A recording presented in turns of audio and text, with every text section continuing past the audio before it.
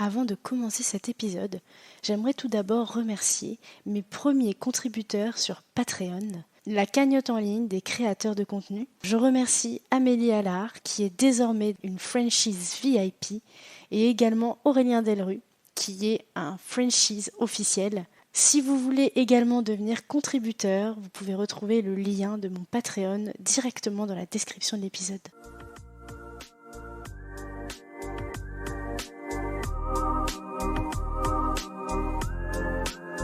Bonjour, je suis Adèle. Ici, vous découvrirez des voyages qui ont bouleversé la vie et chamboulé les convictions d'hommes et de femmes de tous âges et de tous horizons. Chaque semaine, je reçois un invité qui me raconte en quoi un pays a transformé sa vision du monde ou l'a poussé à quitter un mode de vie qui ne lui correspondait plus. Alors laissez-vous porter par le premier podcast qui raconte une histoire autour d'un voyage. Bienvenue chez les Frenchies autour du monde, le podcast des voyages qui ont du sens.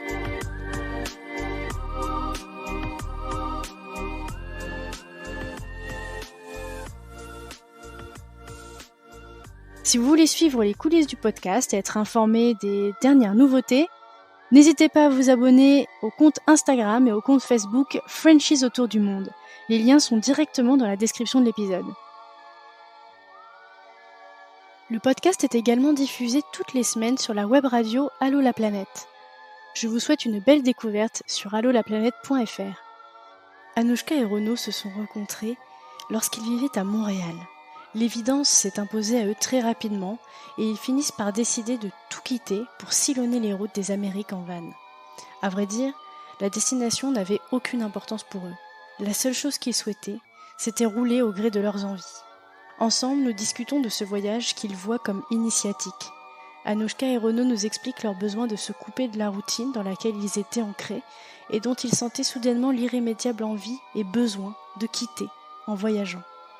Ce voyage de 2 ans entre le Canada et l'Amérique centrale est avant tout pour eux un voyage en quête de soi pour se reconnecter à leurs propres émotions et réfléchir sur leur véritable raison d'être.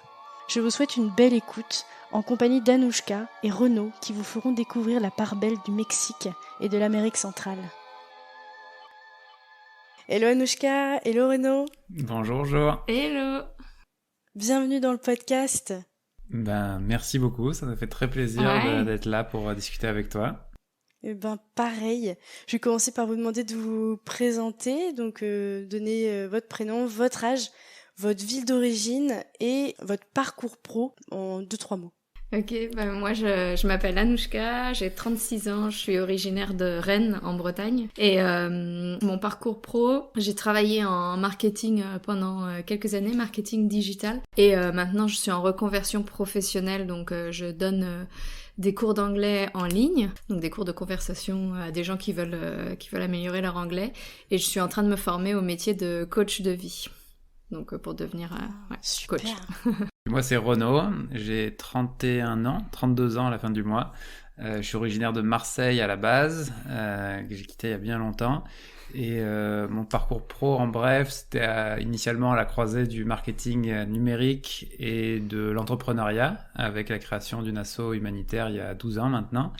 Et je suis aussi en reconversion, je m'intéresse à tout ce qui touche aux thérapies alternatives ou médecine douce, et donc je cherche ma voie dans ce domaine-là. Ah, sympa, dis donc vos futurs projets. Ouais.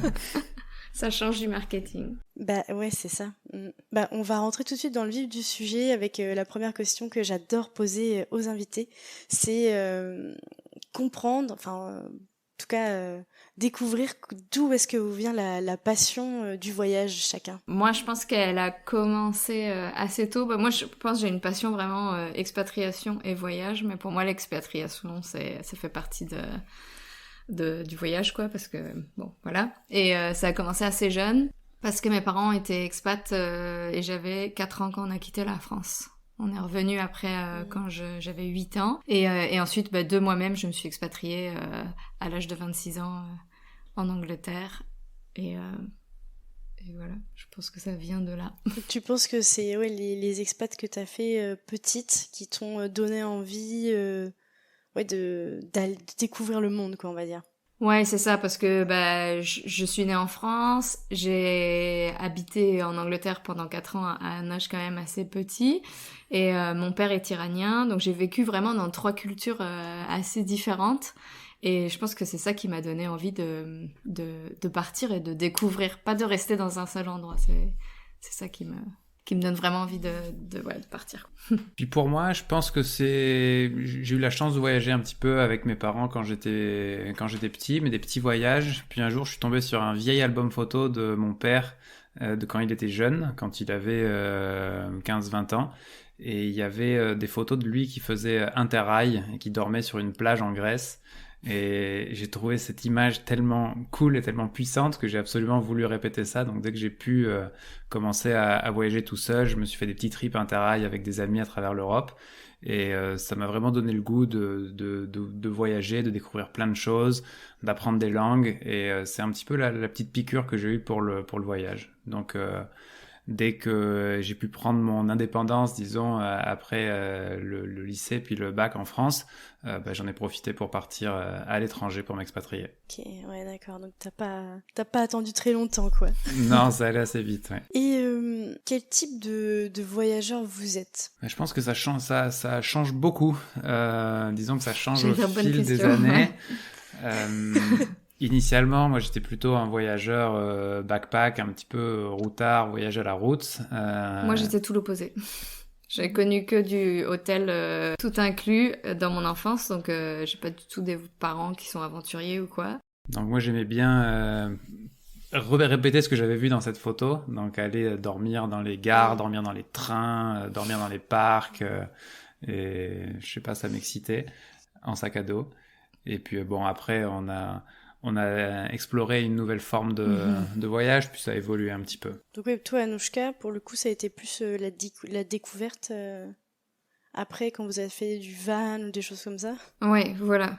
Mais Ok. ouais, ça a vraiment été la découverte pendant la vie en van. Mais comme j'avais quand même tendance à m'ennuyer pendant mes vacances en tout inclus et pendant le voyage, j'ai découvert ce mode de voyage-là et je me suis dit, ouais, c'est génial. Comme j'aime pas la routine, j'adore le changement. J'étais aux anges, quoi. Ok, ouais, c'est ce qu'il te fallait. Ouais. Bah du coup, j'aimerais bien qu'on parle de comment vous vous êtes rencontrés, mais peut-être que chacun vous pourriez nous expliquer un petit peu d'où vous veniez avant de vous croiser et de ne plus vouloir vous quitter. D'accord. Ok. Je te laisse l'honneur. Donc moi, avant de rencontrer Renaud, donc j'habitais en Angleterre, où j'ai habité en Angleterre pendant 5 ans. J'ai fini mes études là-bas. J'ai commencé mes études en France, puis je les ai terminées en Angleterre. J'étais en train de travailler là-bas et j'avais juste besoin d'une nouvelle aventure, je pense. Je venais d'avoir 30 ans, j'ai eu la petite crise de la trentaine, il me fallait quelque chose de nouveau et je me suis dit il faut que je parte dans un autre pays et donc voilà, je n'ai pas choisi le Canada, c'est clairement le Canada qui m'a choisi. J'ai postulé un peu partout dans le monde, enfin dans les pays anglo-saxons, non, mais j'ai postulé à Dubaï, Australie, États-Unis, Canada. Mais Canada, j'avais surtout fait Toronto et Vancouver. Et j'ai eu 2 offres d'emploi à Montréal. Et donc, c'est comme ça, c'est ça qui s'est passé dans ma vie avant de venir au Canada. Et donc, je suis partie à Montréal où j'ai ensuite rencontré Renaud. Et de mon côté, donc il y a eu pendant l'adolescence, aux alentours de 15-16 ans, ces petits trips interrail, puis des petits voyages en Europe. Comme je le disais, après je suis parti assez tôt, j'avais même pas 18 ans encore parce que je suis de fin d'année quand je suis parti m'installer au Québec. Donc là c'était vraiment un grand pas dans le fait de vivre à l'étranger. Puis dans le cadre de mon programme universitaire, il y avait un échange à l'étranger que j'ai fait en Uruguay, à Montevideo. Donc ça m'a plongé dans une autre dimension de voyage dont je rêvais vraiment. J'avais regardé l'auberge espagnole et puis ce côté échange universitaire, ça me faisait archi triper. Et l'Uruguay étant un petit pays, je suis allé explorer beaucoup les pays aux alentours, notamment le Brésil et l'Argentine, où j'ai passé pas mal de temps, puis la Bolivie. Et après ça, je suis rentré à Montréal, où j'ai terminé mes études, et puis je me suis expatrié 2 ans au Mexique. Je pense que j'avais besoin d'un petit peu plus de chaleur, un peu plus de soleil qu'au Québec. Et après ces 2 ans d'expatriation, je suis revenu m'installer au Québec. Peut-être que ça me manquait finalement. Et puis c'est là que, pour faire vite, j'ai rencontré Anouchka. Donc on s'est rencontrés au travail tous les deux. On bossait dans la même entreprise, dans une agence de marketing numérique. Ah, d'accord, ok. Ouais. Donc on était Tout collègues. simplement. Exactement. Vous étiez les seuls deux Français dans la boîte Non, pas du tout. Non. Ouais, hein. Non, il y en avait, À c'était- Montréal, il y a beaucoup de Français. Hein. Ouais. C'est ça. Il y avait peut-être 90 employés à l'époque, puis il y avait bien une trentaine de Français. Ah oui, quand même. Puis il y avait une ambiance très amicale, très informelle, disons, hors des meetings, et puis qui favorisait vraiment les rencontres et tout ça. Puis on était copains d'abord, amis, collègues, puis un jour ça a changé. C'est trop beau. Et du coup, vous êtes resté combien de temps sur Montréal avant de partir en van? Mais moi, du coup, j'aurais fait 2 ans. J'ai fait 2 ans pile à Montréal. J'avais un visa jeune pro pendant 2 ans. Donc voilà. Et moi, en cumulé, j'ai dû passer une dizaine d'années. Puis entre le moment où on s'est rencontrés et le moment où on est parti, il s'est passé très peu de temps. C'était fou, on s'est retrouvés assez alignés par rapport à ce projet de voyage. Et je dirais qu'il s'est passé, je sais pas, peut-être 3 mois, quelque chose comme ça. Ah, c'est hyper... Ok. Ouais, c'était très rapide. C'était... Donc c'était un rêve de toujours, pour toi, la vie en van, Renaud? Pas vraiment, mais quand j'avais voyagé en fait en Amérique du Sud, j'avais vu beaucoup de gens qui voyageaient avec des véhicules et je trouvais ça vraiment vraiment génial, des 4x4, pas nécessairement des vannes. Et je m'étais dit que c'était une super manière de voyager parce qu'au moins il y a les déplacements qui sont gérés. Puis après j'aimais bien le côté van aussi parce qu'en plus des déplacements il y a le côté hébergement puis cuisine qui est réglé aussi. Et je trouvais que c'était une bonne manière de voyager sans se presser, d'explorer, d'aller à son rythme, d'être autonome. Et du coup, j'en étais à un moment dans ma vie où j'avais besoin de revivre cette liberté que j'avais vécue quasiment 10 ans auparavant pendant ces voyages en Amérique du Sud. Et du coup, j'ai voulu réaliser ce rêve. C'était pas un rêve de toujours, mais c'était devenu vraiment une grosse envie. Ouais. Et moi, j'avais comme rêve de voyager, de faire un long voyage pendant plusieurs mois, sur plusieurs pays, voir plusieurs pays, mais j'avais pas du tout pensé au mode de voyage en van, par exemple. Et donc, quand Renaud m'a parlé de son voyage et qu'il voulait partir en van, mais moi, je me suis dit, j'ai toujours voulu voyager, donc voilà. Ok, donc ouais, tout de suite, toi aussi, ça t'a bien dit, quoi. Ah ouais, moi c'était trop bien, puis c'était le continent américain, je voulais trop découvrir ce continent, donc ouais, c'était vraiment parfait. On était à des moments dans nos carrières qui s'y prêtaient bien, parce que ça faisait quelques années qu'on travaillait, donc on avait goûté, plus que goûté même à la vie professionnelle à temps plein. On avait envie de rentrer en France aussi. Ouais, c'était comme une transition parce qu'on pensait peut-être à revenir s'installer en France et surtout on avait un petit peu d'économie et puis ouais on avait envie de couper avec ce monde-là de l'entreprise et donc ce gros voyage s'y prêtait assez bien. Donc en gros vous pensiez partir comme ça et travailler quand même en même temps ou c'était vraiment arrêter aussi de travailler et vraiment profiter de la vie plus calme? Je pense que c'était vraiment arrêter de travailler et pour profiter de la vie plus calme, mais ça on avait besoin de ça pendant quelques temps, mais pas pendant une durée illimitée non plus. C'était plus de se retrouver et moi personnellement j'étais pas du tout épanouie en marketing digital et donc c'était plus de chercher qu'est-ce que j'aime faire et qu'est-ce que j'ai envie de faire et il faut que je me reconvertisse, mais il me faut aussi un temps de réflexion pour ça. Donc ce voyage il a été parfait pour ça et... Ouais, en fait, on voulait partir sans contrainte de temps, sans itinéraire et sans vraiment avoir d'objectif. Vraiment apprendre à lâcher prise, se laisser aller, juste partir, mettre l'impulsion et puis ensuite aller au gré des vents, au gré des rencontres, au gré des intérêts qui naissaient pendant le voyage. Ouais. Vous avez acheté un van, comment ça s'est passé déjà pour vous procurer votre moyen de locomotion et votre habitation en même temps? Alors moi, ça faisait un moment que je regardais les vannes, donc je pense pendant quelques mois, même avant que le projet soit commun, je regardais déjà des vannes pour pouvoir en acheter un, mais le but était de l'aménager nous-mêmes. Finalement, un jour, il y a un van qui était sympa, et en tout cas qui répondait aux critères que je recherchais. Et du coup, Anouchka m'avait accompagné à ce moment-là. On a traversé une partie du Canada pour aller jusqu'à dans la région de Toronto pour aller le chercher. Il a fallu faire ça, partir à 3h du mat pour arriver avant le prochain vendeur. Non, mais il faut dire que t'as vu l'annonce pour le van Un vendredi un vendredi à 17h et qu'on devait être à Toronto qui est à 7h de Montréal le lendemain matin avant 9h30. Ouais. Donc c'était toute une histoire.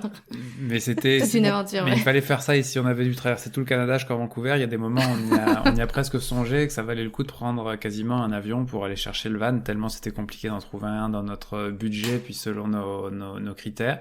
Et c'est comme ça qu'on a trouvé ce van. Et après, on a passé un bon bout de temps à l'aménager nous-mêmes, sachant qu'on était des bricoleurs. Disons niveau débutant. Et du coup, ça a été une aventure à part entière avant le départ d'aménager ce van, de faire du bricolage, de l'isolation à la menuiserie, en passant par l'électricité, la plomberie, etc. Dans les rues de Montréal. Dans les rues de Montréal, parce qu'on n'avait pas de garage. Donc c'était aussi, c'était vraiment la découverte quand même de toute la partie réhabilitation du van. Exactement. Puis c'était en plein dans la démarche de ce voyage aussi, c'était apprendre. C'était un peu changer de vie, puis essayer d'apprendre tous les jours. Découvrir de nouvelles choses, ouais. Et donc là, on en a appris des choses en faisant cet aménagement. Vous aviez déjà une idée des pays que vous vouliez voir, ou vous vouliez juste descendre jusqu'en Patagonie, ou je sais pas, est-ce qu'il y avait un objectif, comment est-ce que vous voyez les choses? Alors on avait pensé évidemment qu'on découvrirait une petite partie du Canada, les États-Unis on avait 3 mois parce qu'on pouvait pas avoir plus dans le visa, puis il y avait quelques coins de l'Ouest qu'on voulait faire. On savait qu'on irait au Mexique, et puis ensuite on avait acheté le guide du Guatemala. Du coup, ça nous poussait un petit peu, c'est bête, hein. C'est juste qu'on avait un guide à 12€, mais c'était une raison d'aller du coup au Guatemala, et sans aucune raison qu'on puisse expliquer. Et donc, au départ, ça nous donnait quand même à peu près ce vague itinéraire, cette vague destination. Mais ça a changé pendant le chemin. Ok, donc oui, en fait, au gré de vos découvertes. Exact. C'est ça, mais c'était pas tant la destination en fait qui nous importait dans ce voyage, c'était plus un voyage. Ouais, c'était plus un voyage sur nous-mêmes et coupé de notre routine et de la réalité pour se retrouver. Et au passage, bien sûr, il y avait les États-Unis, il y avait le Mexique et le Guatemala. Ouais, c'était comme quasiment un voyage initiatique. Vous laissez porter aussi par... Puis c'est les rencontres qui ont fait que finalement notre itinéraire il s'est peaufiné. Il y a des gens qui revenaient d'Amérique du Sud, qui eux faisaient l'itinéraire mais dans l'autre sens. Ils nous disaient mais il faut absolument que vous alliez en Amérique du Sud, allez-y. Puis nous on leur disait mais on sait pas comment est-ce qu'on va financer notre voyage, on pourra pas aller jusque là, on pourra pas voyager aussi longtemps. Ils nous ont dit mais vous allez trouver des moyens une fois que vous serez vraiment à la limite de vos économies. Je peux vous dire que vous allez être créatif, vous allez trouver des manières de le financer et de continuer de voyager. Et disons que ça nous a mis un autre déclic, puis c'était comme une prophétie autoréalisatrice. Ça s'est fait. Il y a des moments où on a trouvé un moyen de continuer de voyager, et puis on s'est dit ok, on va aller jusqu'en Amérique du Sud, jusqu'en Argentine, jusqu'en Patagonie. Après les plans ont encore changé sur la route, mais pendant plusieurs mois c'était ça notre intention de voyager pendant quasiment 2 ans jusqu'au bout du monde. Génial. Quand vous partez, vous commencez par aller vers où? Vous dites que vous étiez resté au Canada, mais du coup, vous avez commencé par quoi? Au Canada, on avait le mariage d'amis qui était dans le nord du Québec. Ouais, au village Windigo, ouais. dans les Laurentides, ou peut-être au nord des Laurentides. Du coup, on s'est dit, on va commencer par ça, c'est l'occasion idéale. Après, moi, sur mon visa jeune pro, il me restait 15 jours, je crois. 15 jours ou 3 semaines, donc on avait juste ce temps-là pour pour aller aux États-Unis. Et du coup, après, on a été à Ottawa, Toronto, et puis... Avec des petits stops au milieu. Ouais, bien sûr. On est resté à Toronto quelques jours quand même. Ouais. 10 jours, une semaine. Quasiment une semaine parce qu'on était mort de fatigue à cause de la conversion du van, de l'aménagement. Du coup, on s'est trouvé un petit spot sur le bord du lac, sur la plage, et on a fait beaucoup de grasse mat. Ouais, on s'est reposé un peu. On s'est reposé, ouais. Et après ça, on a fait les chutes du Niagara. Et voilà. Et on a passé la frontière à Détroit. Et en fait, chaque semaine, on se disait... Bon, après, on avait l'ambition d'aller à Yellowstone, donc aux États-Unis. Et il fallait qu'on y arrive avant qu'il fasse trop froid. Donc on y est arrivé... on voulait y arriver pour mi-septembre, mais on n'a pas réussi à partir avant mi-septembre de Montréal. Donc on est arrivé là-bas mi-octobre. Il faisait déjà beaucoup trop froid. On a échoué. Ouais. Toi, c'est la découverte du van. Anouchka, bon, toi aussi un peu, Renaud, mais disons d'un autre mode de voyage que les hôtels. Ouais. Est-ce que tout de suite, t'y prends goût ou est-ce que c'est avec le temps que t'as vraiment apprécié Non, je pense que j'y ai pris goût tout de suite. J'avais quand même fait des voyages en centre aéré, donc en Grèce, au Maroc, en Espagne. Donc là, c'était pas hôtel, mais c'était pas non plus backpack, c'était entre les deux, on va dire. Donc j'avais quand même eu un petit peu ça, un tout petit peu. Et ça, je trouvais ça génial. Et donc quand je suis arrivée dans la vie en van, je trouvais ça très très cool. Après, il faut quand même un temps d'adaptation. Il m'a fallu quand même un temps d'adaptation pour quitter tout mon confort et me retrouver dans la vie en van. Et aussi, pour moi, c'était un peu flippant. J'ai pas du tout réalisé jusqu'à 2-3 jours avant de partir où je me suis dit je suis ultra vulnérable, je pars voyager dans un van. Donc voilà, il m'a fallu, je dirais, 3 semaines, 1 mois d'adaptation à ma nouvelle vie. Ouais, je comprends. On en parle assez peu de ces côtés-là de la vie en van, mais c'est pas juste les photos cartes postales dans des endroits incroyables. Il y a beaucoup de contraintes quand on vit en van. Il faut tous les jours trouver un endroit où dormir, il faut s'approvisionner. Puis selon l'endroit où on est en train de dormir, c'est vrai qu'on est vraiment peu protégé par rapport à dans une maison. C'est la tôle du van et puis c'est tout. Du coup, c'est vrai que ça peut être pour certaines personnes un petit peu difficile ces débuts-là, parce que c'est vraiment sortir de sa zone de confort. Ouais, c'est un changement drastique, on va dire, entre c'est fun. La première nuit, on a dormi dans un petit une petite forêt, là. Et le lendemain matin, quand on s'est réveillé, il a fallu faire le petit-déj. On s'est réveillé, et donc après, on devait aller au mariage. Donc on s'est réveillé un petit peu en avance, mais pas tant. Et après, on a commencé à faire le petit-déj. Le petit-déj, on a mis tellement longtemps à faire notre petit-déj. On était comme, c'est tellement long. Donc on était un peu à la bourre après pour le mariage. On a dû se dépêcher. Et là, tout de suite, ça nous a mis dans le bain. Mais c'est plus du tout la même vie, quoi. C'est prendre un petit-déj, ça prend 10-15 minutes à la maison. Et prendre un petit-déj dans le van, mais ça prend tellement longtemps. Donc, tout est long dans un van, tout est long. Et du coup, il a fallu s'adapter à ça. Il a fallu s'adapter à, tu peux pas faire, si dans ta journée tu fais 30 choses chez toi dans la vie réelle, dans la vie sédentaire, dans la vie en van, tu fais pas 30 choses, tu ne peux absolument pas, ça prend juste trop longtemps. Ouais. Donc c'était ça un peu le choc au début, et on n'a pas l'habitude parce qu'on vit tellement dans une société où tout est trop rapide. Et là, il a fallu revenir à un slow pace. Ouais, un rythme lent. Un rythme lent, et du coup, voilà, c'était quand même le choc. Ouais, mais ça, c'était quelque chose... Enfin, vous avez étudié un petit peu, parce que tu dis, oui, en fait, finalement, faut quand même chercher un endroit où dormir, etc. Enfin, faut être un peu organisé et réfléchir à chaque fois là où tu vas aller par la suite. Est-ce que ça, c'est quelque chose que vous aviez travaillé, c'est pas vraiment le mot, mais j'ai pas le mot, avant, ou c'est vraiment en étant sur la route que vous vous êtes rendu compte qu'en fait il y avait ça à faire. Enfin, comment est-ce qu'on se rend compte des choses importantes auxquelles il faut penser tous les jours? On n'a pas trop tendance à être prévoyant et à s'organiser à l'avance, plutôt même le contraire. Donc généralement, pour les endroits où dormir, on savait qu'il y avait une application qui nous aiderait, qui s'appelle iOverlander en français. Et du coup, le matin pour le soir, généralement, on regardait l'application pour ensuite essayer de trouver un spot qui nous conviendrait. Mais la seule préparation qu'on avait, c'est qu'on suivait des youtubeurs, non? Ou des gens sur Insta qui voyageaient. Et c'est tout. Moi, je dirais que c'est juste ça, quoi. Ouais, qui vous inspirait un Ouais. petit peu des idées d'endroits, autre chose comme ça. Ouais. C'est ça. Mais bon, après, on a plus tendance à voir le côté à montrer sur les réseaux le côté Bien positif sûr. des choses. Donc bon, ils rentraient pas forcément dans les détails de leur vie, mais ouais, c'était la seule préparation qu'on avait. Donc quand on s'est rendu compte que tout prenait du temps, que c'était une organisation, on a appris sur le tas, quoi. Et qu'est-ce qu'il y a eu d'autre, du coup, que vous avez découvert, redécouvert avec le van? On a appris tellement de choses. Je pense que la plus grosse chose qu'on a découverte, en tout cas pour moi, c'est qu'on s'est redécouvert nous-mêmes.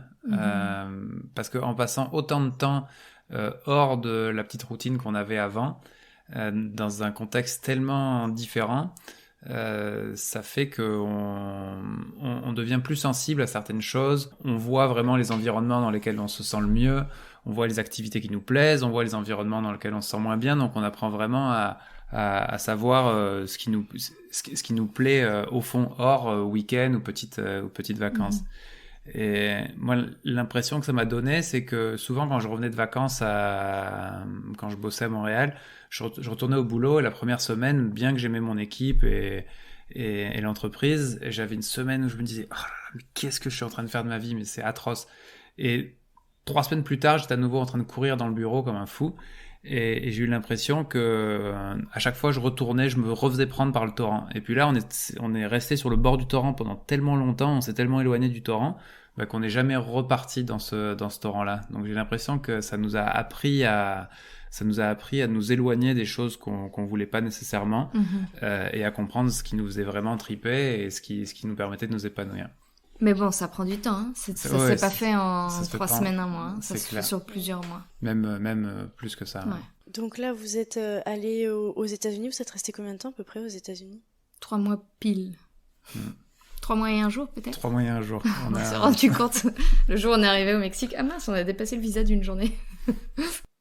Et vous avez fait quel parcours là en 3 mois aux États-Unis à peu près? On a fait principalement l'Ouest. Après, on a fait quelques grandes villes, mais surtout de la nature. Donc, en fait, on savait qu'on voulait aller visiter les parcs nationaux. Et c'est ça qui a un peu dirigé notre itinéraire, en plus de la météo. Parce que dans le nord des États-Unis, enfin, comment on dit, le milieu... C'est l'ouest, dans l'ouest. Ouais, dans l'ouest. Dans les Rocheuses. Dans les Rocheuses, il fait super froid, là. Fin octobre, début novembre. Mais je pensais pas que c'était aussi tôt. Ouais, c'est assez tôt. Et du coup, on était à Yellowstone, après on était à Grand Teton. Et après ça, un jour, on a eu tellement froid, on s'est dit, faut qu'on parte, quoi. Donc on est parti, on est arrivé à Salt Lake City. Et là, je me souviens plus, il faisait 6 degrés peut-être, non? Ah ouais, mais 6 degrés, on était heureux. On était comme, oh ça y est, il fait chaud, il fait bon, on peut rester un peu plus vers ici. Donc on faisait la vaisselle au soleil sur le parking d'un Walmart et on était au paradis. Ouais. C'est pour te dire à quel point il faisait froid quand même. Ouais. Donc l'itinéraire, en bref, ça a été Détroit puis Chicago pour les grandes villes. Ensuite, on a traversé toutes les plaines avec quelques pauses vers Yellowstone. Et après, on a tracé vers le sud-ouest, où on a tourné pas mal dans le sud de l'Utah, l'Arizona, la Californie, disons vraiment dans le quart, même carrément dans le sud-ouest du pays, où il faisait encore très froid. Et on a découvert, par exemple, quelque chose qu'on a appris, si vous nous demandez. Nous, on imaginait le Grand Canyon, le gros désert où il fait bien chaud. C'est le cas en été, mais en hiver, quand on est arrivé sur le bord du Grand Canyon, dans un endroit où on a dormi avec le van, il faisait moins 9 degrés. C'est à 2000 mètres d'altitude. Parce que c'est à 2000 mètres d'altitude, ouais. Donc, parce qu'on savait pas du tout. Ouais. Donc même au Grand Canyon et dans tous ces endroits de l'Arizona super désertique, comme on est sur des très hauts plateaux, on se les caille le soir. Au Nouveau-Mexique aussi, on pensait qu'il faisait super bon tout le temps parce que c'est le désert, mais non. Il fait très froid l'hiver et très chaud l'été. Ouais. Et donc après, vous êtes descendu au Mexique. De toute façon, vous aviez pas de... Comme vous disiez, vous n'avez pas forcément prévu quoi que ce soit. Tant que vous pouviez rouler, vous rouliez vers le sud et puis sans trop vous poser de questions finalement. Ouais, c'est ça. Après, on est quand même remonté en Californie parce qu'on voulait vraiment découvrir la Californie, qu'on a adoré d'ailleurs. Ouais, puis San Francisco en particulier où on voulait passer. C'est sympa ça. Ouais, San Francisco, Los Angeles, et toute la côte de San Francisco à LA, là, c'était magnifique. Arrivé dans le sud de la Californie, là, c'était un peu le climat qui était à nouveau archi agréable. Il faisait bon, on se les caillait pas trop. C'était génial, ouais. Même s'il faisait jour à 4h30. Non, nuit. Nuit. Même s'il faisait nuit à 4h30, qu'on a eu du mal à recharger nos panneaux solaires et que c'était assez difficile en Californie de trouver un emplacement où dormir, on a quand même beaucoup apprécié. Ouais. Puis on a passé la frontière du coup pour le Mexique à Tijuana. San Diego, Tijuana. Ouais, à Tijuana.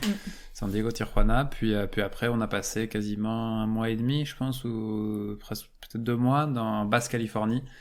Qui est l'immense péninsule en fait, qui est dans le prolongement de la Californie, mais qui est côté mexicain et qui est un paradis pour la vie en van. Super. Et donc là, du coup, vous avez rencontré pas mal de personnes qui voyageaient comme vous. Ouais, donc au Mexique, aux États-Unis, pas tant. Et par contre, arrivé au Mexique, donc dans le sud de la Basse-Californie.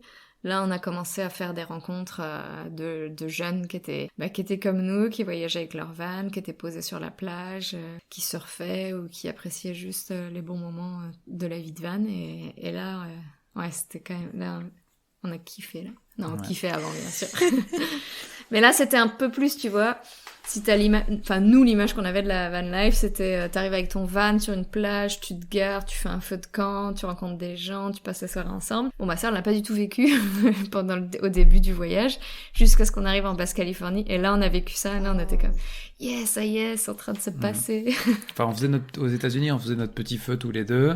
Oui, bien sûr. Ouais. Donc c'était cool, mais il y avait pas le côté collectif, disons. Et puis en Baja, c'était presque le stéréotype, quoi. Après, aux États-Unis, peut-être qu'il y aurait pu y avoir ça. On était un peu timide, on n'osait pas trop s'approcher des gens non plus. C'est possible, ouais. On va parler un petit peu du Mexique, comme on avait dit. Ouais. Toi, écoute, tu y as passé 2 ans, Renaud, au Mexique ? Ouais, moi j'avais vécu 2 ans, de 2011 à 2013, oui. Entre 2 grandes périodes de Montréal. C'était pour le boulot. Disons que ma vie perso / sentimentale m'avait amené à m'installer au Mexique. Et puis je bossais là-bas pour la filiale mexicaine d'une boîte française. Et du coup, t'étais basé où ? J'étais à Guadalajara, qui est la 2e plus grande ville du Mexique. C'est dans le centre-occident, disons, du pays. C'est peut-être la dernière ville d'une succession de villes coloniales qui s'appelle le Bajío. C'est pour situer, c'est environ 4 heures de la côte, 2 heures de la côte, le point le plus proche, sur des hauts plateaux, c'est à 1500 mètres d'altitude. Puis c'est à peu près 4 millions d'habitants, disons, la zone métropolitaine de Guadalajara. Et toi, ça t'a tout de suite plu, l'ambiance, les gens ? Ouais, moi j'ai adoré. J'avais eu l'occasion d'y aller sur des brefs voyages d'1 semaine avant, puis moi qui aime m'immerger dans des cultures complètement différentes, j'adorais ça, et oui, j'ai adoré, j'étais sous le charme. Après, j'avais une copine à l'époque qui était mexicaine, qui était disons une très bonne guide du coup pour découvrir le pays, la culture et des choses qu'on ne peut pas nécessairement apprendre lorsqu'on est tout seul ou quand on regarde les guides, et du coup c'était une très belle manière de découvrir le pays, pas juste avec les yeux d'un touriste, mais avec les yeux d'un local aussi, ce qui m'a appris beaucoup de choses, qui nous ont beaucoup servi d'ailleurs pendant notre voyage après, parce que quand on est un touriste, on sait pas où aller bouffer, par exemple, on sait pas quel plat commander, on sait pas les endroits qui sont bien, les endroits qui sont peut-être un petit peu moins bien, des tonnes et des tonnes de coutumes et de traditions qu'on n'a pas l'occasion nécessairement auxquelles on n'a pas nécessairement la possibilité de goûter. Et donc oui, j'étais vraiment sous le charme du pays. J'étais dans un cauchemar professionnel assez intense, parce que c'était pas du tout, disons, épanouissant ce que je faisais par rapport à ce que j'avais pu faire avant. Mais par contre, j'adorais la vie mexicaine. C'était vraiment génial. Ah, t'es super content de retourner au Mexique avec Anouchka. Ah, vraiment. Ah ouais, le Mexique, c'est mon deuxième, c'est mon pays d'adoption. J'ai vécu très longtemps au Québec, mais le Mexique prend plus de place. J'ai l'impression qu'il prend beaucoup de place dans mon cœur. Et c'est peut-être le côté soleil, le côté nourriture. On adore la bouffe. On aime beaucoup manger, du coup. Je crois qu'on aime tous la bouffe quand on est voyageur. Ouais. C'est un truc... Puis au Mexique, il y a tellement d'options et tellement de diversité, c'est génial. Donc on avait beaucoup envie d'y retourner, mais il y a une telle diversité que même si j'avais vécu 2 ans avant, j'ai découvert beaucoup de choses du Mexique que j'aurais jamais imaginé, que je connaissais pas du tout, parce que d'un état à l'autre, ça change beaucoup, d'une région à l'autre, c'est complètement différent. Et peut-être que vous pouvez nous raconter des moments forts, des souvenirs marquants du Mexique tous les deux, peut-être. Positif ou comme vous voulez, plutôt, si des Non, négatifs. positif, on va pas donner des souvenirs négatifs. Vas-y, je te laisse choisir un souvenir. Oh là, je sais pas du tout.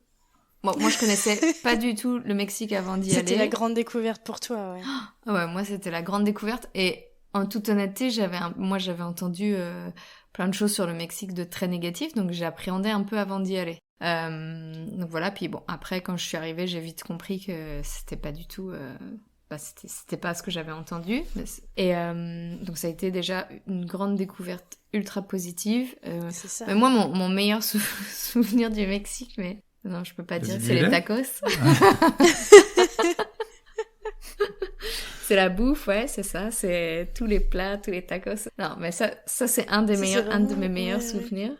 Et après, ouais, forcément, la vie en van, en fait, on a rencontré 2 personnes complètement différentes, un Espagnol et un Israélien, pas ensemble, pas en même temps, à deux moments différents. À 2 moments différents. Et on a voyagé avec eux pendant peut-être 1 mois et demi. Et c'est nos amis toujours au jour d'aujourd'hui. Et donc ça, c'est des trop bons souvenirs, quoi. C'est tellement incroyable cette histoire que ce matin, aujourd'hui, là, je suis allé surfer avec ce pote israélien qui maintenant s'est installé en France et qui vient de déménager depuis 2 jours dans la région. Donc c'est vraiment une amitié dans la même ville que nous, très très forte qu'on a liée. C'est génial. Moi, c'est ça mes souvenirs. Renaud, il va t'en dire un précis peut-être. Moi, je suis pas très précise. Ouais, moi, je pense à une expérience qui était incroyable, c'est qu'on est allé dans le parc national des volcans, qui s'appelle Iztaccíhuatl et Popocatépetl, qui sont 2 volcans qui sont au sud de Mexico. Et on arrivait justement de la région de Mexico où il faisait super chaud, on avait grillé sur une zone archéologique. Et là, on s'est retrouvé à 4000 mètres d'altitude, où on était vraiment dans un autre monde complètement. On a dormi sur un parking où il y avait juste un autre gars, un Québécois d'ailleurs, et personne d'autre. Il faisait archi froid. Et vraiment, ça faisait des mois qu'on n'avait pas eu froid. Ça faisait des mois qu'on n'avait pas eu froid. À 4000 mètres d'altitude, en plus, on n'a pas beaucoup d'oxygène. Du coup, à peine on fait ses lacets, on est essoufflé. Et on s'est levé à 5h du mat pour essayer de monter au sommet du volcan Ista, qui est je pense que le sommet il doit être à 5700 ou j'allais dire 5003. 5004 ou quelque chose comme ça. Et donc on est parti à la lampe frontale sur le chemin, en haute altitude, et puis on a vu le soleil se lever et commencer à illuminer le volcan Popo, qui est vraiment un volcan triangulaire comme on les imagine. Et c'était magnifique, incroyable. On était vraiment hors du temps. On avait l'impression d'être dans un endroit je sais pas, entre la terre et le ciel. C'était incroyable. Et on a compris pourquoi ces endroits étaient aussi mystiques dans la culture mexicaine, dans les cultures préhispaniques. Donc c'était vraiment une expérience incroyable. On n'est pas arrivé au sommet, mais c'était génial. Ouais. Ah ouais, c'est clair. Anouchka, est-ce que ça t'inspire? Est-ce que ça te donne des ça idées, des souvenirs? Ça m'a inspiré, mais je me souviens plus du tout le nom de l'endroit. Comment s'appelait ces endroits avec les pyramides? Teotihuacan. Ah, Teotihuacan, ouais. Et c'est vrai que pendant le voyage, on n'a pas vraiment visité beaucoup de lieux payants, on va dire, non? On n'a pas fait vraiment des trucs de touristes, on a plus fait les trucs où les touristes ne vont pas vraiment. Et explorateurs. Ouais, voilà. Et là, on a décidé de visiter cette zone archéologique. Et c'était magnifique. Enfin, c'était pas magnifique, c'était quoi? C'était magique, c'était mystique, c'est ce qu'on a ressenti. Puissant, ouais. C'était très puissant. Et on a visité d'autres après, peut-être 2-3 autres, au Mexique et au Guatemala. Et celle-là, c'était la première et c'était la meilleure de loin, selon nous. Hein. Pas selon tout le monde, mais selon nous. Et c'était trop beau, quoi. parce qu'on a pu dormir en fait en van juste à côté. Et du coup, on est arrivé, on était les premiers sur le site. On s'est réveillé à 6 heures. En pleine semaine, du coup, il y avait moins de monde. Et au début, on avait presque le site pour nous. Et c'est un site qui est vraiment grandiose, avec des énormes pyramides du soleil, pyramides de la lune. Ouais. Et des allées rectilignes incroyables. C'était incroyable, ouais. Et donc on était tout seul et après à 14h, 15h, on a commencé à voir qu'il y avait plein de gens qui y étaient et ça aurait pas du tout été la même expérience si on avait été si tard. Donc ça c'est quand même un avantage de la vie en van, de pouvoir se garer à côté du site et d'arriver les premiers sur le lieu. C'est clair. Vous êtes resté un mois au Mexique, c'est ça?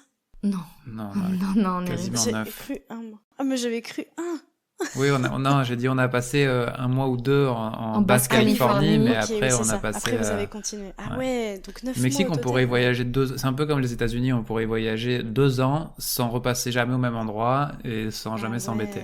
Il y a toujours tellement de choses. Il y a beaucoup de choses qu'on pourrait y retourner là et refaire 9 mois sans problème. Et avoir les yeux écarquillés. Ouais. Ça se dit? Ouais. Oui. Qu'est-ce que vous vous êtes dit après? Donc ça faisait quoi? Ça faisait déjà 1 an après, du coup, que vous étiez sur l'île? Ouais, c'est ça, à peu près. Après, on a eu 1 mois et demi de retour en France pendant le voyage, pendant cette phase-là, mais donc à peu près 1 an. Et du coup, on s'est dit, on va au Guatemala, c'est la suite logique, c'est l'Amérique centrale, c'est trop bien. Et c'était très cool. Moi, j'ai eu une déception. En fait, je pense que j'ai tellement aimé le Mexique que quand je suis arrivée en Amérique centrale, j'étais un peu déçue, mais bon, ça n'empêche que c'était une très belle expérience aussi. On a nos amis qui nous ont rejoints au Guatemala pendant 3 semaines. Ils sont venus explorer avec nous le pays du nord au sud. On a voyagé ensemble dans le van. Ils dormaient à l'hôtel et nous on dormait en face de l'hôtel dans le van. Et on a voyagé comme ça pendant 3 semaines et ouais, c'était vraiment cool. Et après, on a continué jusqu'au Costa Rica. Jusqu'au Costa Rica. Donc, on n'a pas été jusqu'au Panama, mais on a continué jusqu'au Costa Rica. Et là, les ennuis mécaniques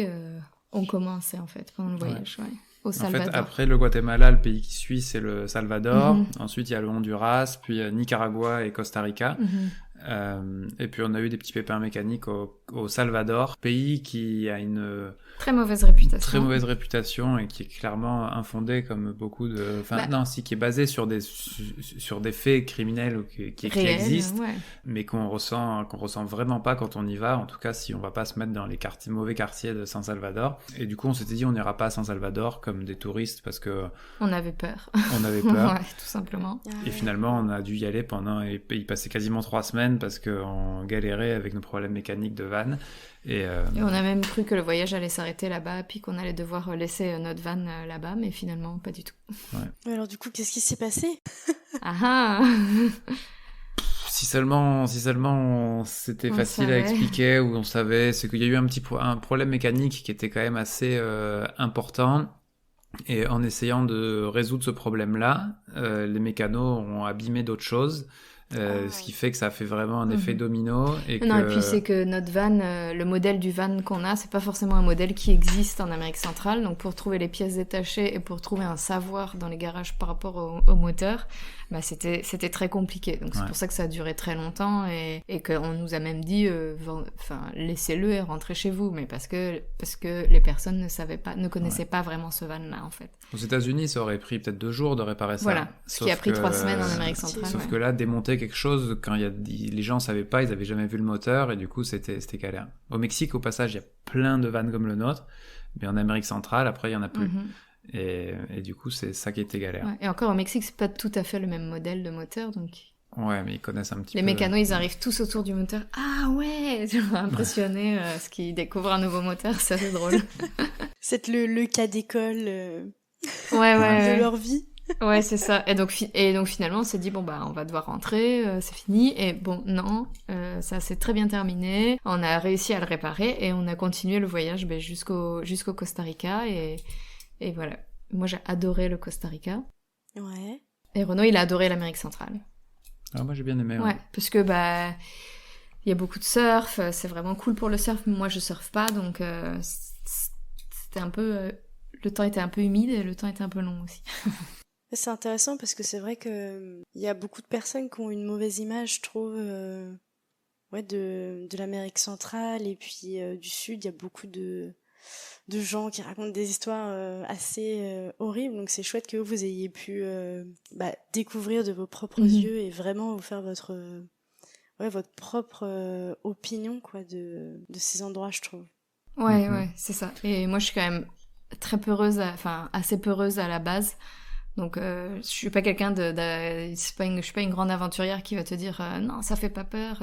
Si je le dis, c'est que vraiment, je pense que. Puis c'est ça qu'on a voulu montrer dans certaines des vidéos qu'on a faites. Essayer de casser un petit peu les a priori que les gens pouvaient avoir sur certaines régions, sur certains pays. Après, il faut dire aussi que c'est des pays où il faut prendre des précautions. C'est ça, oui. Donc, ce qu'on entend, oui, ça se passe. On voyage pas au Salvador ou au Mexique comme on voyage en Europe. Donc, il faut juste faire attention, suivre ses précautions, et puis il n'y a pas de raison qu'il y ait des problèmes si on suit ses précautions de base. Ouais. Vous saviez pas quand est-ce que vous alliez arrêter finalement ? Est-ce que vous en reparliez un petit peu après plus d'1 an sur les routes de la suite ou pas ? Comment est-ce que vous voyez les choses à ce moment-là ? Ouais, nous, à la base, on avait prévu d'aller jusqu'en Patagonie. Et, à la base, pendant le voyage, on s'est dit... pendant le voyage, voilà, ça s'est fait au fur et à mesure. On va en Patagonie. Le problème, c'est qu'on est des voyageurs très, très, très, très lents. Donc, c'était impossible qu'on arrive en Patagonie en 2 ans. Et je dirais qu'au bout d'1 an, à peu près, on a commencé tout doucement. Plus... moi, toi, peut-être un petit peu après moi, mais plus moi au début, on commençait à avoir une fatigue du voyage. Alors, je savais même pas que c'était possible ou que ça pouvait exister, mais... Je connais pas non plus. Ah bah ouais, voilà, donc moi, ça m'a pris 1 an. Je commençais à avoir la fatigue du voyage, la fatigue de la vie en van, où le manque de confort commençait à quand même me peser un peu. Donc là, c'est à ce moment-là qu'on en a parlé, et puis qu'on s'est dit, on va commencer tout doucement la remontée vers Montréal pour aller vendre le van. Mais bon, c'était une remontée en douceur, hein. C'était pas en 1 semaine, on remonte. On savait encore qu'il nous restait quelques mois. Parce que ce qui se passe, c'est qu'au début du voyage, il y a une énergie de ouf, on a envie de tout faire, tout découvrir. Puis comme nous, on aime bien voyager doucement, plus le temps passait, plus on aimait voyager de plus en plus doucement. Donc trouver un spot où on était bien et y passer 1 semaine, voire plus. Et on n'a plus envie de bourlinguer aux 4 coins d'un pays pour tout voir. Et là, on était aux portes de l'Amérique du Sud et on s'est dit, waouh, si on doit aller jusqu'en Argentine, qu'on doit traverser la Colombie, l'Équateur, le Pérou, la Bolivie... Ça prend un niveau d'énergie assez... c'est ça. Donc, Et c'est des pays qui sont incroyables, mais c'est des pays où si t'as plus envie de tout voir, ou si t'as juste envie d'avoir ton petit setup pépère dans un joli endroit de nature et y rester pour profiter du moment, disons que ça allait pas. Donc on n'avait plus l'énergie en fait pour faire la deuxième partie du voyage, et puis se dire qu'on pouvait retourner au Québec et vendre le van à un bon prix et repasser aux États-Unis, repasser au Mexique, qui sont que des endroits où on avait vraiment tripé. Adoré, ouais. C'était un plan B parfait. Puis je pense que le jour où on a décidé ça s'est fait en 1 heure ou 2. On se dit, allez, ok, on repart. On repart dans l'autre sens. C'était assez excitant comme moment. Ouais. Et après, on s'est dit, on est jeune, c'est sûr qu'on va aller en Amérique du Sud un jour et qu'on visiterait ces pays. Il faut pas qu'on pense que c'est que là maintenant avec le van tout de suite. Donc du coup ça occasion, quoi. Ouais, voilà. Donc bon, ça a descendu la pression un peu et puis on est rentré tranquillement. On est rentré en 1 semaine, non? La remontée était assez rapide. Plus, quand même, ouais. Ah ouais, pas la montée aux États-Unis, hein. Ah oui. La montée au Mexique. Au Mexique, oui. Ouais. Ouais, on a fait Costa Rica, Mexique en moins d'1 semaine. Et le Mexique, après, on l'a traversé très rapidement aussi jusqu'à Guadalajara, où on voulait retourner juste pour kiffer. Pour kiffer et manger. Donc on y allait littéralement pour manger. Ouais. On a passé 3 jours à manger. On a éclaté notre budget, on s'est dit on revient pas à Guadalajara avant un bon moment dans notre vie, vas-y on se lâche, on se fait plaisir. Et après on est retourné en Basse-Californie. Des bons souvenirs gustatifs quand même. Ouais, c'est ça. Exact. C'est notre passion. Et qu'est-ce que ça vous a apporté du coup ce voyage ? Qu'est-ce que ça a nourri chez vous ? Chacun, peut-être que vous pouvez... C'est peut-être pas les mêmes choses que ça vous a apporté.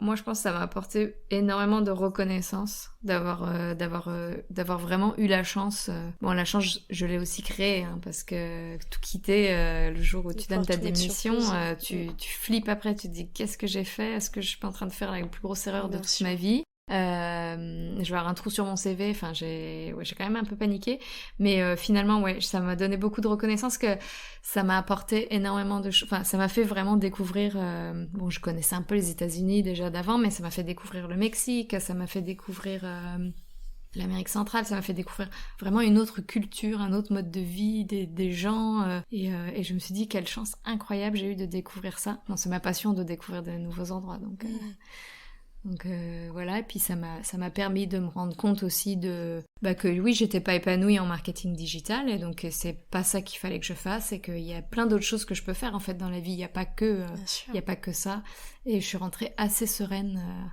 même si bon, j'ai toujours pas trouvé la solution miracle à ce que je voulais faire, mais en tout cas tu savais que tu ne voulais plus de ça, que tu voulais plus de telles choses. Voilà. C'est ça qui était néfaste. C'est ça, ça a été une expérience de folie, de découvrir des nouveaux pays, des nouvelles cultures, de la vie en van. Et en plus de ça, de me découvrir moi, en fait, surtout. Qui suis-je? Est-ce qu'il y a eu aussi, je sais pas moi, de te sentir capable de voyager un peu plus, de manière un peu plus aventurière que tu l'avais fait avant aussi, non? Ouais, vraiment, je pense que ça m'a quand même, je dirais pas ça m'a donné confiance en moi, mais ça m'a rendue peut-être beaucoup moins peureuse finalement, parce que toutes mes peurs étaient non fondées, et tout s'est bien passé, et dans des endroits où je pensais que genre c'était pas possible qu'il y ait pas de danger, en fait il y avait pas de danger, je l'ai fait. Oui, c'est vrai que ça m'a apporté beaucoup de ça. Moi je l'ai dit un petit peu tout à l'heure, je pense que ça m'a beaucoup aidé à me connaître moi-même, puis à savoir ce que je voulais en fait pour les prochaines années de ma vie, dans quel type d'environnement j'avais envie de vivre. C'est pour ça qu'aujourd'hui là on a choisi de vivre dans un endroit où on est pleinement épanoui, mais c'est grâce à ce voyage, parce qu'on a dit ok, on aime ça on n'aime pas, ça on aime, et du coup on a pu taper disons dans la bonne direction dès qu'on a choisi notre endroit de vie pour notre nouvelle étape. Et après, je pense que ça m'a juste conforté dans ma philosophie de vie, que tout est possible en fait, on peut tout faire, il suffit de passer à l'action, et il faut pas attendre. Des fois, démissionner, ça peut paraître très compliqué. Démissionner, en fait, c'est une décision, ça se prend vite. Une fois que c'est fait, on peut se sentir tellement léger. Acheter un van, aménager un van, c'est possible. Je veux dire, quiconque est capable de le faire si il a la volonté suffisante de traverser le monde dans un van, c'est possible aussi. Et sur le moment, non, tu te dis pas c'est trop facile, mais après avec le recul, quand tu regardes en arrière, non?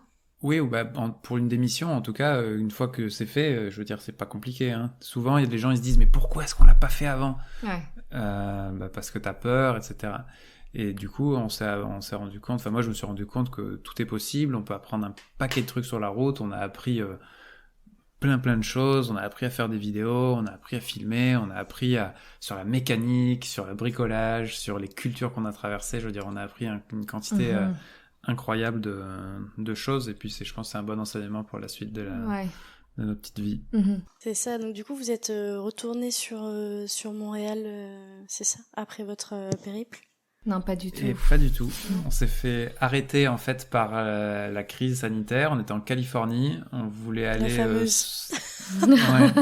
On voulait aller s'auto-confiner dans un désert où on avait déjà été, parce qu'on avait du wifi, de l'eau et des courses pas très loin. Parce qu'on pensait que ça allait durer un mois. Et finalement, je vais te passer les détails parce que ça dure un peu, ça serait un peu long. Mais on est allé du jour au lendemain quasiment. On a décidé de rentrer au Canada en conduisant 2000 bornes pour pouvoir arriver avant que les frontières ferment. Tous les États-Unis ont fermé successivement leurs parcs, leurs espaces naturels, etc. Et du coup, il nous restait plus qu'une solution, c'était rentrer en France. Et l'ambassade nous a dit si vous voulez rentrer, c'est maintenant, parce qu'à partir dans 3 jours, les prix des billets vont exploser.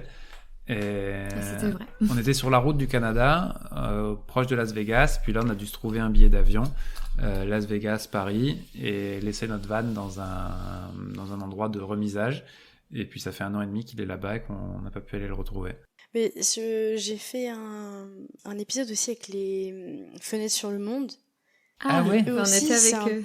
Ah Mais bah, c'est purée, drôle, on c'est était d'eux avec dont, eux à Las dont Vegas. ils parlent dans l'épisode alors. C'est Ouais, fou. C'est incroyable. Ça Ouais. me trop disait drôle. quelque chose, votre histoire. Effectivement, il parle de ça et vous me racontez en fait la même histoire, enfin la même fin. Ouais. Et du coup, ça m'a fait tilt tout de suite, donc c'est rigolo. Oh, d'accord. Ouais, Bah, c'est drôle. exactement. Voilà. On a passé nos dernières soirées aux États-Unis ensemble, autour du feu, et après on a laissé nos vannes dans le Génial. même endroit, et on est rentré dans le Putain. même avion, et même dans la même voiture, Et on est rentré dans jusqu'à... la même ville. Et on est rentré dans la même ville parce qu'ils sont Ah, rentrés c'est vers Marseille, génial. et on s'est confiné à Marseille aussi. Ouais, c'est incroyable. Ah, génial. Ouais. Bah, si vous voulez écouter leurs aventures, je crois que c'était l'épisode 31. Ah ouais, Ok. bah Ce qu'ils ouais, ont fait on est- avant, leur parcours et tout. Ah, c'est trop D'accord. rigolo. Et vous êtes arrivé, donc tu dis, dans le sud, pareil, à Marseille. Et après, donc, je sais pas moi, après ce périple incroyable que vous avez fait, tout ce que vous avez appris sur vous, qu'est-ce que vous décidez pour la suite, quoi? Parce que bon, c'est vrai que ça a été une transition qui a été hyper brutale en plus. Mhm. Mhm. Enfin, nous, ça nous a fait l'effet inverse de beaucoup de monde. En fait, on est passé d'un minivan, enfin, d'un van tout petit à Il est une grand, notre maison van, hein, mais qui était beaucoup plus grande.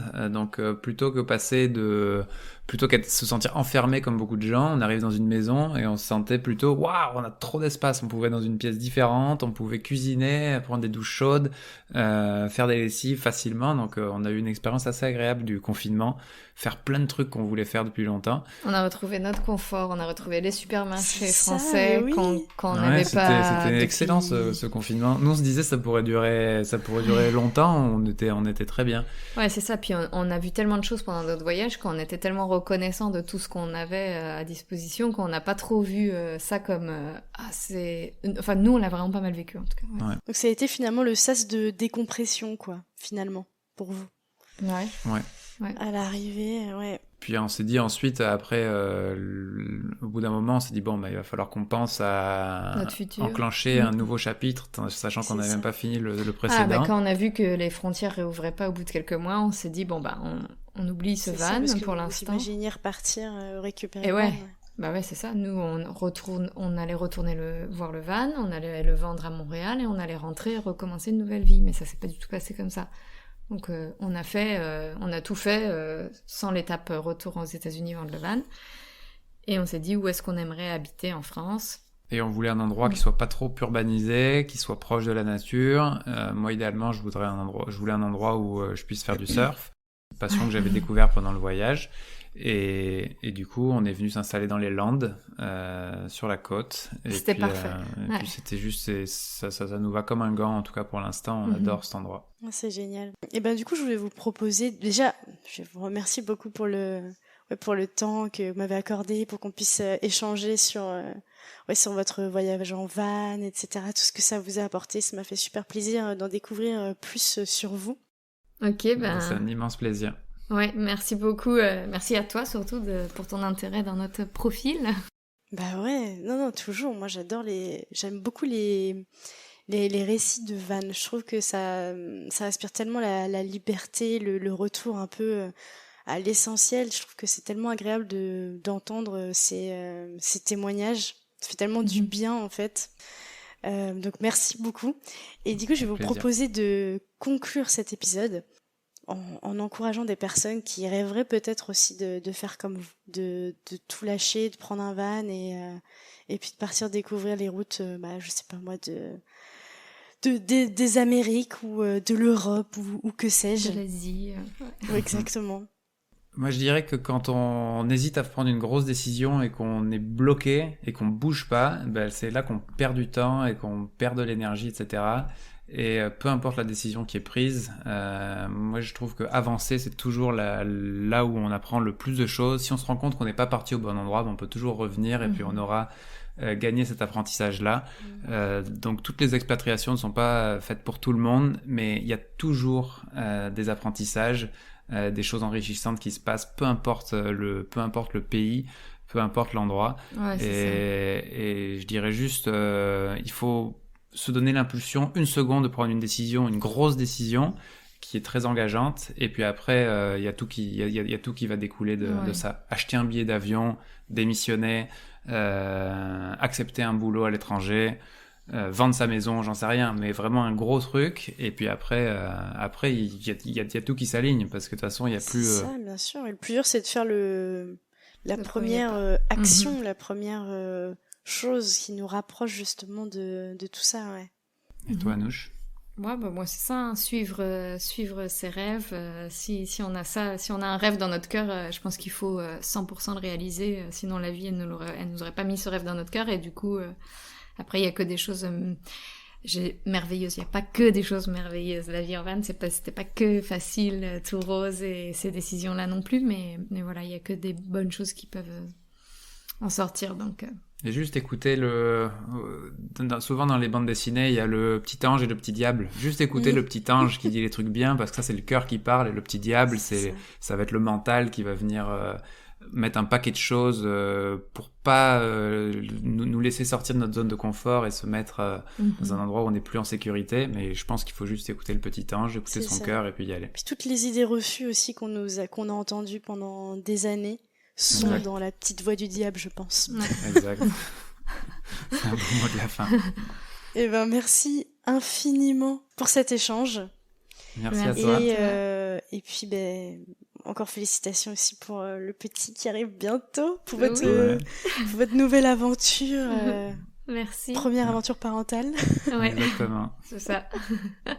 C'est génial. Et je vous souhaite plein de bonnes choses, et puis de profiter de tout ce qui arrive pour vous là dans les prochains mois. Merci beaucoup. Ouais, et nous aussi, toi, on te souhaite plein de bonnes choses dans tes nouveaux projets j'allais dire au Mexique, non? Peut-être manger pour toi une petite poutine pour nous. Ah oui, je rêve de manger une poutine. Ok, je penserai à vous la prochaine. Ok. Merci. À bientôt. Bye. À bientôt. Bye bye.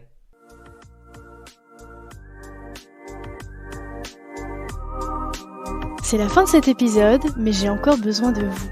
Si vous avez Apple Podcast, n'hésitez pas à laisser 5 étoiles et même à mettre un petit avis. Cela m'aide énormément à faire gagner en visibilité à ce podcast. Si l'épisode vous a plu, n'hésitez pas à le partager au plus grand nombre.